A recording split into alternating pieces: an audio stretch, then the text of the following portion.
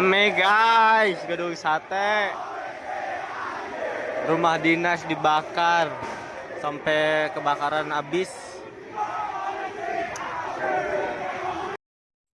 Assalamualaikum warahmatullahi wabarakatuh. Kembali lagi di Kabar Politik.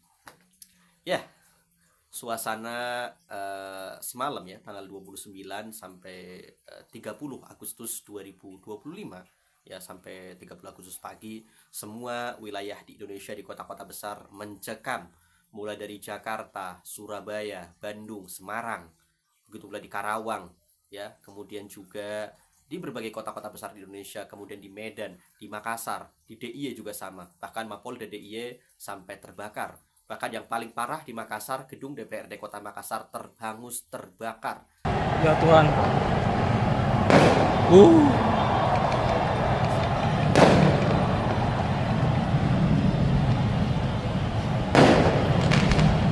Habis terbakar gedung DPRD Kota Makassar.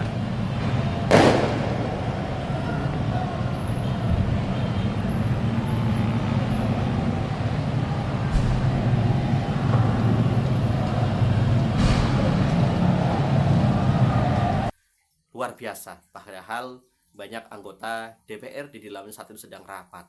Luar biasa, kemarahan rakyat sedang memuncak ya. Bahkan hadirnya Pak Prabowo di kediaman almarhum Afan Kurniawan untuk melayat tidak meredakan suasana.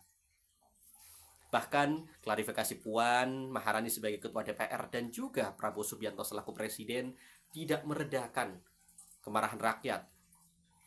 Presiden Prabowo Subianto juga tidak mengambil tindakan tegas dengan mengumpulkan jajaran petinggi kepolisian atau setidaknya segera mengganti Kapolri Jenderal Listio Sigit Prabowo, malah meminta pendapat dari para jenderal tua seangkatannya, semisal Jenderal Purnawirawan AM Hendro Priyono, mantan kepala BIN yang sudah sangat sepuh seusia dengan Pak Prabowo Subianto. Ya, Pak Kumis ini mengatakan dalang dari demo ini adalah negara luar, negara asing yang ingin Indonesia tidak damai. Ya, lagi-lagi narasinya seperti itu. Padahal yang terjadi adalah kemarahan rakyat yang sudah diambang batasnya karena semua ekonomi serba sulit, pekerjaan juga sangat sulit dicari.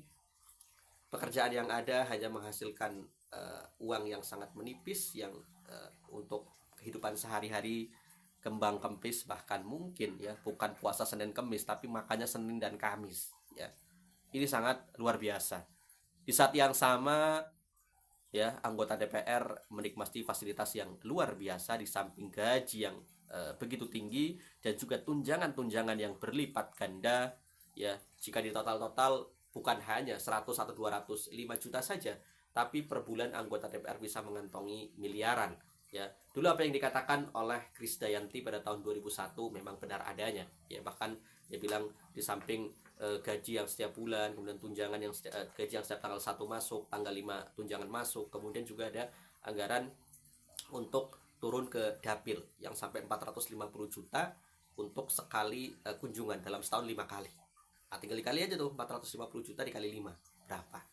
Makanya wajar ya jika kemudian masyarakat marah, apalagi dengan sikap anggota DPR yang ketika dikritik telinganya bebal, malah kemudian nantangin rakyat. Bahkan ada yang mengatakan tolol, ada yang kemudian mengatakan dikira gaji 3 juta per hari itu gede. Dulu gue artis 10 juta per jam coy. Wah, makin marah rakyat ya, makin marah ya. Kemudian juga pergantian ya, pencopotan posisi Ahmad Sahroni sebagai wakil ketua Komisi 3 DPR RI dipindahkan ke Komisi 1 sebagai anggota biasa juga tidak menenangkan ya. Dan bahkan baru-baru ini kita lihat pendemo ditembaki luar biasa ya, kejadian di Kampung Melayu Jakarta ya, luar biasa. Kalau lihat video yang beredar, seorang pemuda bersweater putih ya tiba-tiba tumbang terkena tembakan.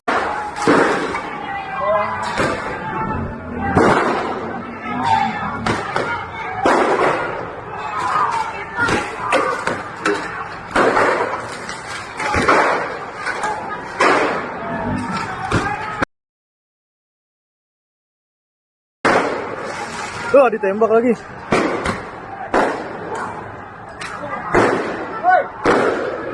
Ngeri banget.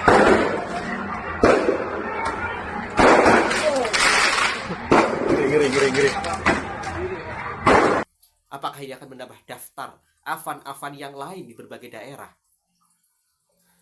Kemarahan sudah sangat memuncak dan Pak Prabowo sepertinya hanya mengandalkan lingkaran kecil penasehatnya, bukan jenderal-jenderal intelijen yang segera diundang rapat terbatas di istana, namun malah ya lebih percaya pada omongan-omongan orang yang terdekat di sekitarnya, dan siapa lagi kalau bukan ajudan tersayangnya yang saat ini sekarang jadi Seskap. Luar biasa. Kita lihat ya, apakah aksi ini akan terus berlanjut sampai awal September mendatang hari Senin atau seperti apa? Atau memang ini ada konspirasi besar antara istana dan geng Solo? Kita juga tidak tahu. Yang besar memang hari ini fakta yang terlihat adalah kemarahan rakyat yang luar biasa, apalagi dengan meninggalnya Afan Kurniawan di usia yang sangat belia, 21 tahun, dilindas mobil barakuda yang beratnya saja ketika tanpa beban orang di dalamnya lebih dari 14 ton. Kenapa begitu besar? Jelas karena itu ya lapis baja anti peluru. Secara logika sehat ya, mobil anti peluru ngapain jalan ngebut-ngebut ya di tengah kerumunan pendemo? Mau ngapain? Toh pendemo nggak bawa senjata, toh pendemo nggak bawa senjata api. Ya paling-paling mereka melemparkan botol, ya melemparkan batu yang ketika dilempar ke mobil pun sudah anti peluru, sudah sangat kuat, ya. Dan para pendemo pun sebenarnya kalau dibiarkan ya aksi tidak usah dibubarkan pun juga nanti akan pulang dengan sendirinya, ya. Ya, akan pulang dengan sendirinya. Ya, ini memang jelas ya, tidak adanya analisis ya, bagaimana cara ya mengamankan aksi massa. Kenapa harus lagi-lagi dibubarkan, lagi-lagi kemudian gas air mata menjadi andalan, lagi-lagi peluru karet, lagi-lagi kemudian barakuda dikeluarkan dan water cannon. Kenapa? Ya, padahal selama kemudian dijaga saja, yang penting tadi ya agar tidak kemudian anarkis, kemudian juga ya kita juga sangat menyayangkan kemudian sampai pembakaran fasilitas-fasilitas publik dan fasilitas pemerintahan ya, dan juga gedung-gedung DPR. Wah, bagaimanapun nanti akan ada nantinya ya tadi renovasi-renovasi yang bisa jadi menimbulkan korupsi baru ya di lingkaran mereka. Namun ini sudah terjadi dan seharusnya ya Pak Prabowo sebagai pemimpin tertinggi, panglima tertinggi dan Presiden Republik Indonesia itu mengambil tindakan tepat ya, bukan kemudian tadi ya. Aduh ya, malah jenderal tua yang diundang yang kemudian mengeluarkan statement yang makin membagongkan ya. Dan jika benar yang terjadi di Kampung Melayu Jakarta terkait ya ditembaknya seorang demonstran yang sampai tumbang, bahkan kalau sampai meninggal, ini akan semakin membuat panas ya, membuat panas situasi di berbagai negeri, di berbagai kota, semuanya sudah bergerak ya, bahkan polsek, polres ya, bahkan Polda sudah mulai terbakar, bahkan gedung DPRD Kota Makassar juga sudah habis dilalap api, tinggal puing-puingnya saja.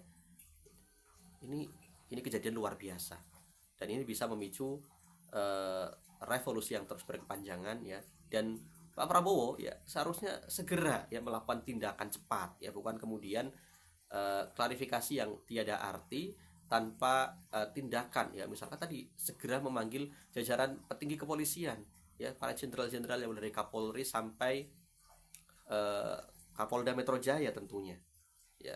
Ini situasi sudah sangat memanas ya, bahkan TNI yang ikut mau menenangkan pun juga ya hanya seperti itu ya, berdialog dengan pendemo, membagikan minuman, bahkan ada yang membagikan uang, bahkan ada yang kemudian polisi masih menyerang dengan gas air mata lagi yang membuat TNI juga ikut mundur. Ini sudah sedemikian rupa, kita lihat kedepannya seperti apa. Yang jelas jangan sampai rakyat menjadi korban lagi, karena selama ini yang terus menjadi korban adalah rakyat. Dan kita lihat ya apakah 7 anggota BRIMOB yang kemarin ya diperlihatkan di divisi Propam Polri ya, Biro Paminal Propam Polda Metro Jaya, dan sudah dipatsuskan di Makobrimob selama 20 hari ke depan, akankah akan dihukum setimpal atau pada ujungnya sama seperti kasus kilometer 50 ya, yang para polisi tersebut dihukum lepas oleh pengadilan, atau bahkan yang terjadi di mana itu ya, ada 11 orang anggota Polres mana yang positif narkoba itu dihukum sholat di lapangan. La ilaha illallah ya. Insyaallah. Jadi kita lihat seperti apa respon Pak Prabowo selanjutnya dan juga dinamika politik apa ke depan yang akan terjadi setelah rusuhnya di berbagai daerah dan tuntutan untuk membubarkan DPR juga terus menggema. Demikian, Assalamualaikum warahmatullahi wabarakatuh.